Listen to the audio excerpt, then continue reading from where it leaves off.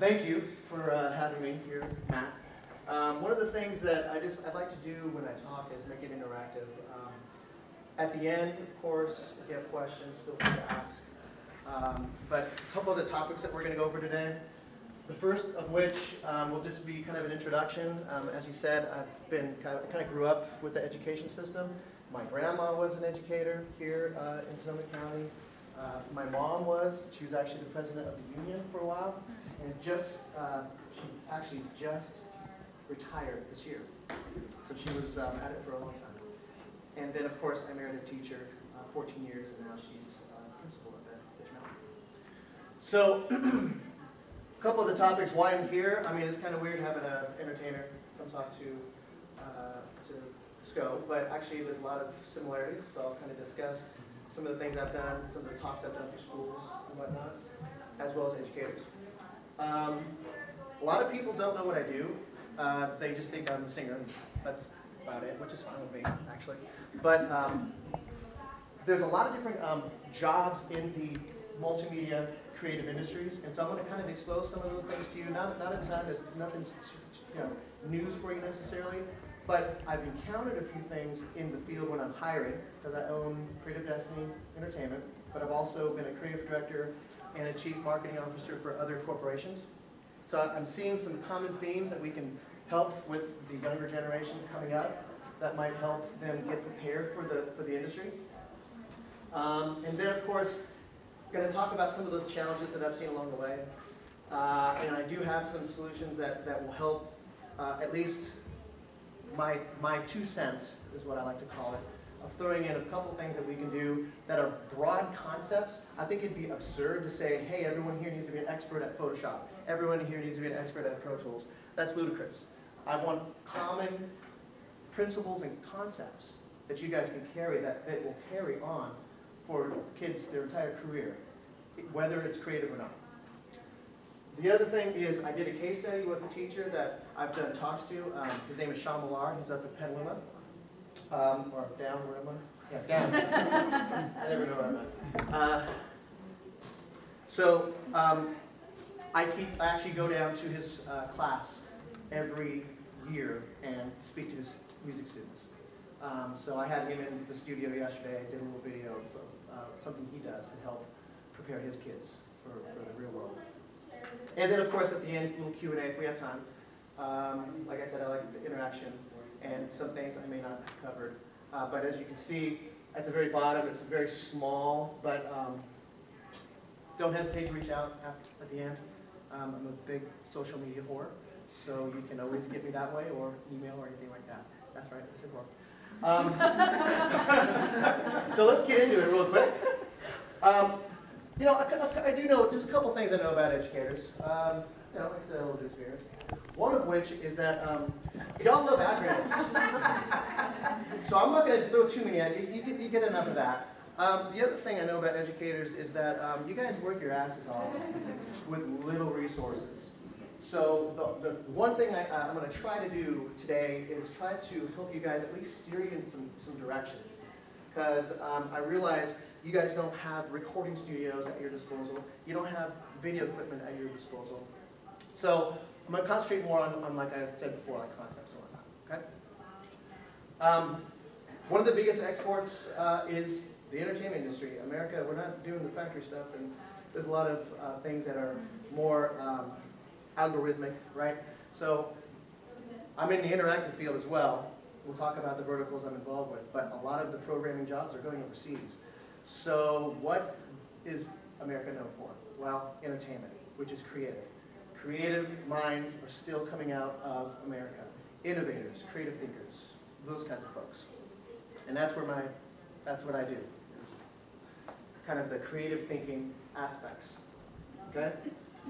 And that was something that was discussed at the Washington Post, so I didn't just make that up. I figured I'd put that where I could just so let me just quickly go over what I do. I'm just going to go through some photos. I happen to have these ready. I'm working on a brand new website, so I'll kind of go through those quickly. The first thing is what people are mainly known for is performer, which is, this is an acronym for a name. I figured I'd throw in one acronym for y'all because you guys love them so much. And it's Pete. The first is performer, as in, you know, I perform a lot, live, as an entertainer. Basically, country music, for any country fans out there. Entertainer, one of the things that I knew when I wanted to do this professionally at a very, very young age is I knew that on camera was a big part of that role. So studying everything from acting to media training, all of those things that led into great things, which has been a great part of how I make a living. Technologist, the glue. Technology is the glue that makes it all possible. We're so lucky to be here now with, I mean, we're streaming this, I think, right? We're streaming this?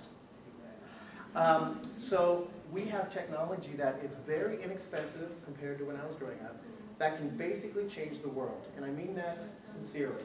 I mean, we all have mobile phones. A big emphasis with what I do design-wise is all based on this guy right here, the mobile phone. Extremely powerful and important to emphasize with our young kids. The other thing is evangelist. This is kind of what I'm doing now. I do a lot of talks. I don't do a ton of stuff for mainly two reasons. One, I'm super busy, and I'm expensive. So I don't do too much talks, but I do stuff for kids in schools, Sonoma County specific, because I have a home here.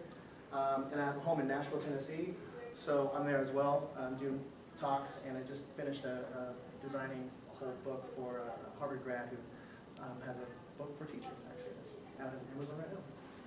So that's kind of what I do. Now, to break it down in the creative field, it really boils down to three things: music, film, and interactive. So I started with the music, and it kind of lent itself to other things.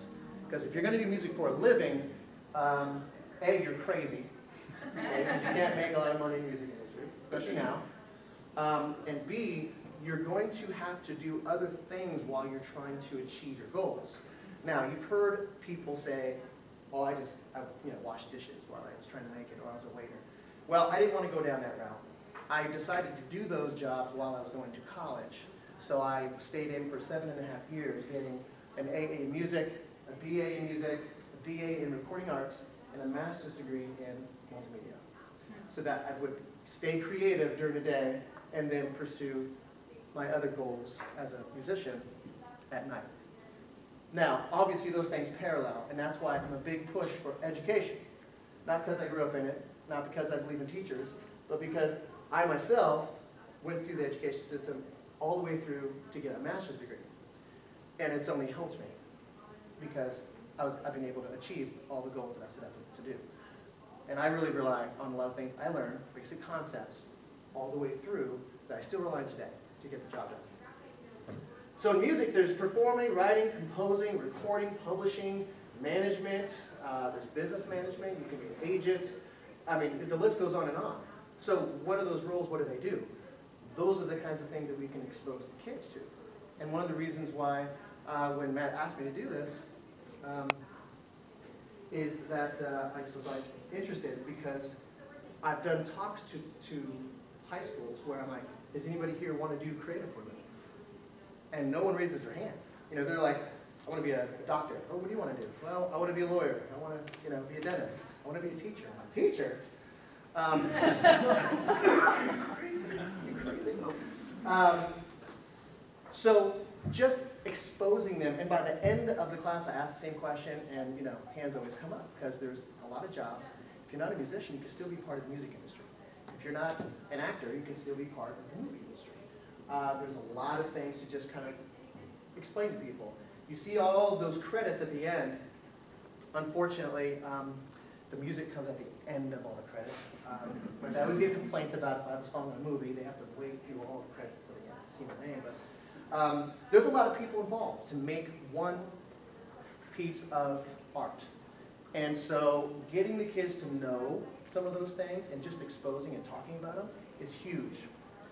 And in the case study, I'm going to explain a little bit more about that one topic. Interactive. Interactive is kind of a broad term, but we're talking mobile, we're talking applications, we're talking web, we're talking anything computer-oriented.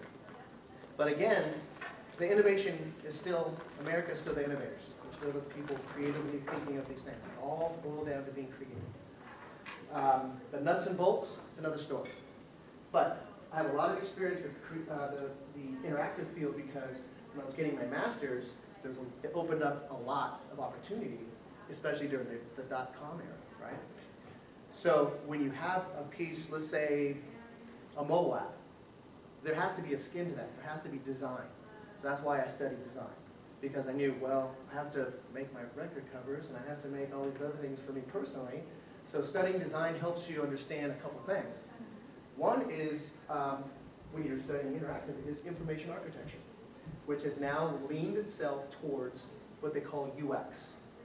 Okay? And UX is a user experience professional. What the user experiences with an application. Again, this is all creative. This is visual creation.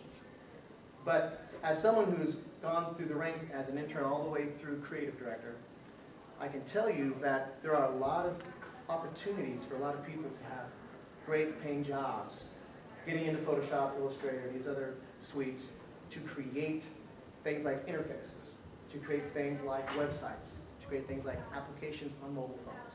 A lot of opportunity there. Now, as you know, I'll just quickly go through what I do. One of which is the performer aspect of it, which is live performance. So obviously, this is how musicians make a living. They don't make a living on records anymore. Okay, it teeter-tottered back and forth. So there was a time when you would make a record and make money. Now, you just do that to support the tour. The tour is how you make money. Okay. The other thing is the actual recording of it. There are a lot of things that you can do in the recording part of this. For me, I studied to be an engineer, but I don't want to necessarily be an engineer. I do my own overdubs in my own studio that I built, but that's not what it doesn't really, I don't want to do that full time. But there are jobs out there that you can actually do where you can learn in the classroom and an intern and then have a job. Now, studios now are hurting, honestly, because of home studios, but anybody who wants to be in music needs to learn how to record. It's just one of those things. The other thing that I've been very lucky, very fortunate, I just took this yesterday, sorry for the scrub. I wanted to be able to shave today, you know? But I'm in the middle of wrapping a score for a film, and composing music is not quite as sexy as being a performer. However, it's extremely competitive, but it can pay really well if you become one of the main guys. So very rewarding going to a movie and hearing the music in the back. Luckily for me, a lot of my songs that I did back when I was a producer and engineer on a record label, is that those songs are now being placed in movies and television under Universal. So that's another part of it. So people don't understand that if you have songs that you've done, you can still get those published in both Hollywood and places like Nashville, LA, all these other places. So those are the things to expose to your kids too. It's just kind of explain, hey, you take a song, there's two things you need to do. You have a label that will exploit the artist or band, and you have a publisher that will exploit the song. And that's how you make money. So songs that had a song in the movie Meet the Parents years ago, still pays me because every time it's broadcasted, I get paid. So explaining some of those things like mechanical royalties, performance royalties, you don't have to get too specific, but explaining those kinds of things will help people really understand how that works. The other thing is acting. Again, I didn't put this up to show that I act really, it's just that all these people in this particular shot, this was taken 2 weeks ago. I'm in a feature film coming out, and these are some of the roles at this one shot. Someone took with their iPhone. But as you can see, there's a lot of people. It's not just the actors involved. You've got makeup. You've got the camera operator. You've got the AC back there that does the slate work. You've got the guy right there with the hat. All he does is pull focus. That's all he does. He's in a union. So they get so much break. They have to eat at a specific time. It's very strict. We'll get into set etiquette later. But these are the kinds of things you expose your kids, because if they're not actors, if they're not director, if they're not a screenplay writer, they can still be involved in these creative fields. Okay? The other thing is television, a whole other thing. Television is a whole other thing. Television is a whole industry that you can get involved with. There's news. There's things like interactive television that's coming out, because people are like, news, what's that? Well, there's no more news. But it's evolving into a place that's going to open up even more opportunities. And of course, there's podcasts. This is something that when you get your kids involved in video, that they can do, once they're done, they can exploit their piece of work to the world via the web. So like, I didn't have that growing up. Actually, thank God I didn't have that growing up. But the beautiful thing about this is that there's no more limitations. If you want to create something creatively in film, you can do it and people can watch it. It's very, very easy to be able to just sign up for a free Vimeo account or YouTube, upload your stuff, and make it happen. Okay? This happens to be a podcast on technology, which is social media. And we just shot it on a green screen every month in Boston, Massachusetts. And we just talked about social and technology things that are coming out, trends, and all that kind of stuff. Okay? And the difference between podcasts is a podcast as opposed to just a web video. The difference is a podcast you can subscribe to. So if someone is doing a series, if you subscribe to that, now it's a podcast. That's the big difference there. And iTunes, you can actually browse through all these different podcasts. And every time a new episode comes out, it magically appears on your phone or computer or tablet. The other thing is just speaking engagements like this, I think it's really important that being an evangelist is important because, you know, I hear a lot of people in my field complain about, well, the kids these days, or they just bitch and moan. I'm not into that. So I say, well, why don't you be part of the solution, not part of the problem, and help, kids in your area, or do free things, give back. So to me, just getting out there, just talking about it, or letting kids pick your brain as someone who makes a living in the creative, I think it's pretty valuable for them to understand. Oh, okay, well, I don't understand this. Okay, well, this is how it goes down. So that's kind of what I do. Now, the challenge, I was talking to you guys about the challenge. The challenge in today's world has to do with a few things, but I'm just going to go through a few kind of overarching. One of the things when I'm hiring, like my last marketing gig, is they have to be able to have the ability to follow through from beginning to end. A lot of times, the younger generation coming out is they're not able to follow, for whatever reason, they'll quit in the middle or they'll get upset. I had one guy, I gave him a challenge. He said, hey, I'm not going to babysit you on this. You have to do it yourself. Okay, if I wanted to do it, I would just do it. He was able to do it, but then at the end he was like, no, I can't finish it. I'm done. And he quit. I'm like, okay, that's okay. He regretted that, by the way, because it was a great paying gig and it was easy. Another thing is, for whatever reason, the whole concept of paying dues. When I was growing up, especially music, paying dues is a big deal. So if they're coming into, let's say, the film world or the interactive world, especially the interactive world, designers are notorious for this. They feel like, well, I'm going to be a senior now. Well, no, you've only done it 2 years. What are you talking about, senior? I'm like, when I can give you a full project and not have to direct what you're doing, then then we'll talk. But for whatever reason, they're like, well, I'm entitled to move up. It's like, no, you need to prove yourself before that happens. The other thing is just being able to troubleshoot. I try to emphasize with music, I mentor other recording artists, and they come with these problems, and I'm like, well, before I give you the solution, try figuring it out on your own. You're not going to have a teacher. You're not going to have Matt to help with your technology later, so why don't you try to figure it out on your own, and I'll help you as you go. And then I don't want you to beat your head against the wall, but at the same time, having troubleshoot skills with your industry is super important, because I don't have an IT guy.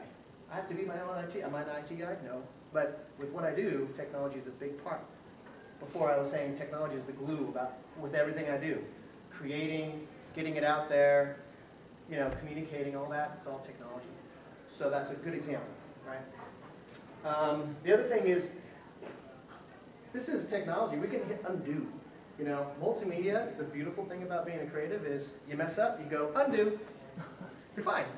And if you really mess up, then all you have to do is go back another version. So teaching kids things like backing up your work, organization, those kinds of things. super, super important because no matter what field you go into, you're going to need some of those basic skills. Deadlines are a big deal in this industry because if you fail to meet deadlines, you will be fired. It's pretty much that easy.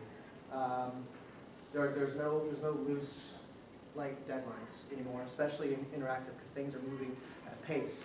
A good example of that is I was working on a platform last year for the company Moontoast, and the engineering team, which was from all over the world, were working on a lot of the back end, but they couldn't move forward because of the front end. So that's when I came in and built a team, and we were able to do the bootstrap part of that, which was all the interface, all the UX.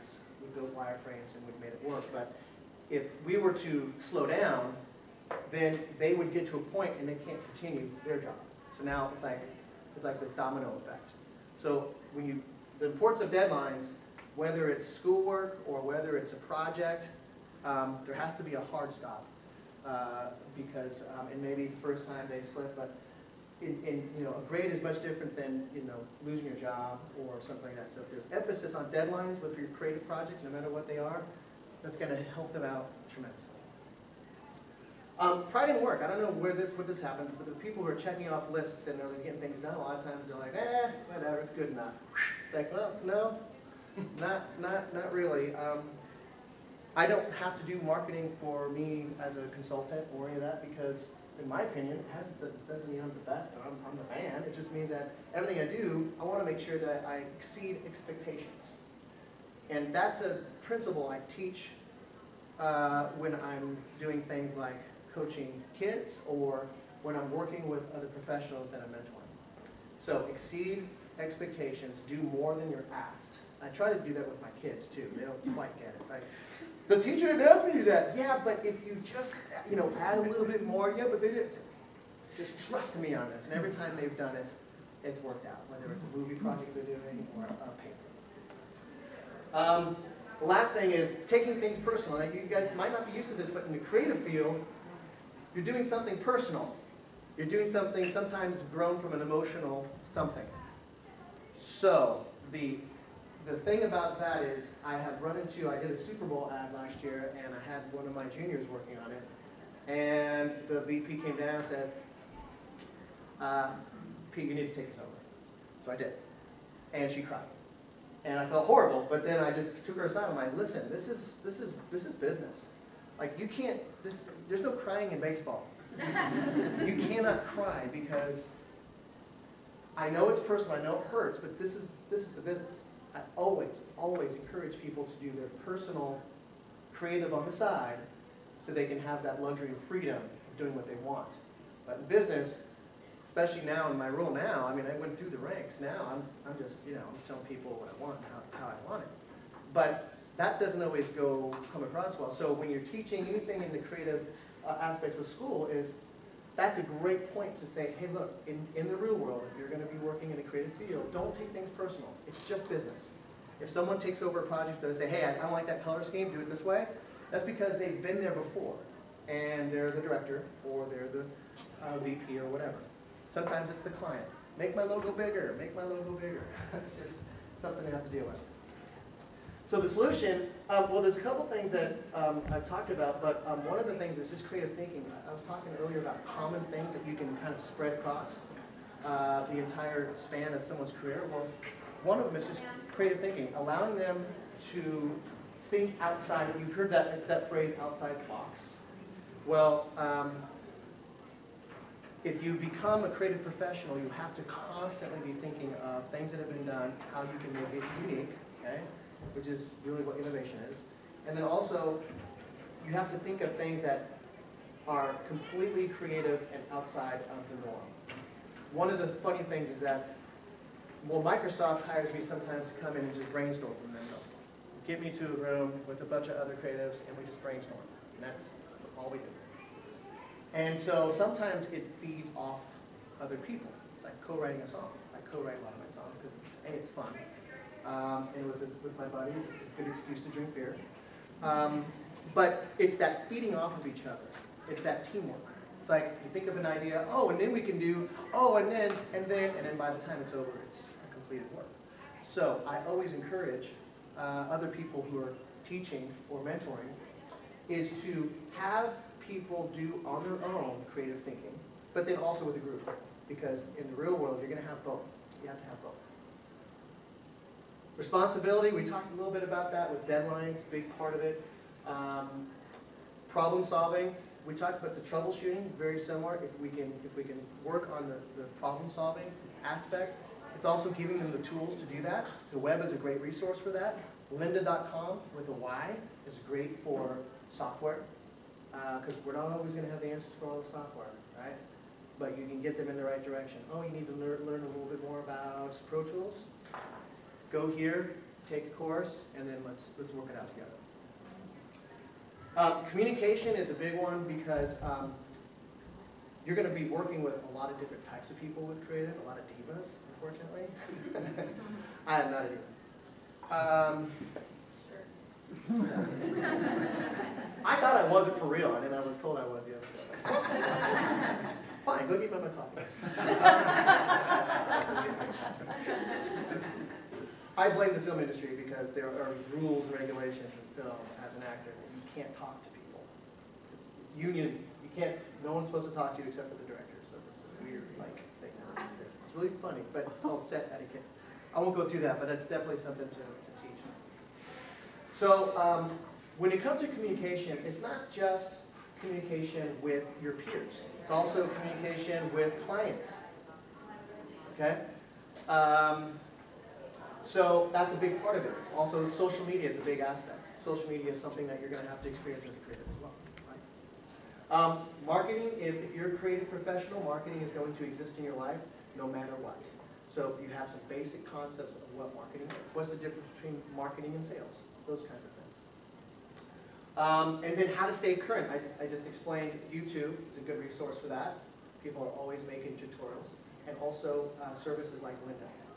So those are the things to steer people after you've built their foundation on a particular skill, or in some cases, a lot of cases, software.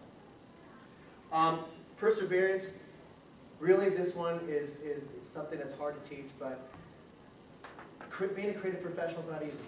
If it was easy, a lot of people would do it.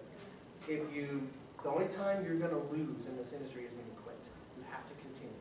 If you want to be a professional musician, rock and roll, still do it. But you're going to have the door slammed in your face. You're going to be told that you're horrible. You're going to have a gig that you wish you'd never done. There's a lot of those things. Perseverance, you just have to keep going. Got to keep going. So this is kind of what I recommend percent of the time. A big part of it is teaching principles and concepts. Things like storytelling. Everything I do is storytelling, just in different forms. And then as far as the other aspects here, there are things like presenting, because you have to do a lot of presentations. If you're Don Draper, creative director, you're going to be doing a lot of presentations. So how do you do that? How can you stay engaged, et cetera. Organization has a lot to do with making sure that everything you're doing, you can get things fast. Speed is a big part of creative, unfortunately. But it's just part of it. And I'll give this deck out to you, by the way. Here's a quick case study. This is my buddy Sean. In the music appreciation class, one of the things my core values in that class is to expose students to things that they wouldn't necessarily know about in music. And careers in the music industry is one of them. It's just a way that I can have them realize that if they want to make music a part of their lives in the future, there's ways they can do that and make it part of their livelihood, either part-time, full-time, or voluntarily. The Careers in the Music Industry project, I assigned every student in the class a different career in the music industry, anywhere from a worship pastor in a church to a studio recording technician and everything in between. They go out, they research it, they figure out basically the range of salary, the prerequisites, college degrees, internships, time commitments, if they want to start a family, how does that impact it, things like that. And then after they've done the research, they present it in an oral presentation to the class. Class gets to interact and ask questions of the presenter. Once we've done that, I bring in professionals from the music industry, like the Stringfellow, one of them comes comes in and talks about some of the things that he does. They come in, they talk about what they do, what they did to get there, and at the end we have a Q&A. And it ends up not really being a Q&A usually, it's mostly a dialogue between the professional and the students as they kind of pick each other's brains, actually. And after that, the kids have a stronger idea of what they can and can't do in the music industry, emphasis on what they can do. So, and it's, I think it's a very valuable lesson. So a good example of something that I'm a part of, which is let the kids do the work, you know, have them research these roles. Just list the roles of a particular creative field and say, okay, Matt, you're responsible for creative director. Research it, give me the salary. Emily, you're going to be doing recording engineer. How much do they make a year? How do they get to be working professionally? Those are the kind of things that, and this is when I'm looking for hiring and when I'm talking to other people, this is really what it boils down to. There's the sweet spot. You got the intangibles, things like talent. Some of these things can be taught, right? Some of them you have to be born with, but a lot of them you can't be taught. And then there's the skills and knowledge like I was talking about. Etiquette, there's storytelling elements you can teach. There's also philosophies like workflow. There's such thing as waterfall and agile, which are two different styles of workflow that is good to expose your kids to, because they'll get in the real world. Okay, I like your portfolio, I like your creative work, and are you Scrum? You don't want them to go, I'm sorry, what'd you call me? You know, they have to know what that means and how they fit into that particular workflow, okay? But the star, that's what we look for, someone who has the personality, someone who can work with groups, part of the culture, right? Is a big part of hiring. And then also, do they have the basic, you know, stuff, skills, portfolio. A lot of times, someone may not have an awesome, you know, someone might have a master's, or someone might have an AA, but if that AA person has an amazing portfolio, they're the ones who get hired. And that's really kind of my general. It's kind of hard to do as fast as this. But do you guys have any questions? Last one. You Yeah, mentioned teaching students to exceed expectations. Yes. Can you give an example of how you go about doing that? Absolutely. A lot of times when we, for example, we're doing a pitch, we have an RFP for a big project. Let's say it's something I just finished, which was composing an original song for a big corporation. Okay? Of course, the bid goes out to a lot of other people. So what I did was looked at what they asked for, which was just give us a theme, a chorus that we can listen to that's very similar. So instead of just doing that, I did three. I did three different themes, completely different music styles. One was hip-hop, one was rock, and one was alternative. And because of that, because I went outside and added more to what they asked for, I got the job. And that's what they said. They said, well, you know, everyone else just gave us one style and we weren't into it. You gave us three, and we ended up choosing hip-hop, which no one ever even expected. So being able to over-deliver, you have a set of things that we asked of you, and you went above and beyond that. More work. Another example is when you present to clients, wine and dine them. Does it say you have to? No, but if they're there with a nice, you know, glass of wine and some stuff to eat, they're going to be in a little better mood. So things like that that you learn is very effective. So going above and beyond, to me, is huge. Yeah. We're out of time. We have another group coming in here, but Pete will hopefully stick around for a little bit. Yeah, I'll stick around. And answer some questions. So thank you. Thanks.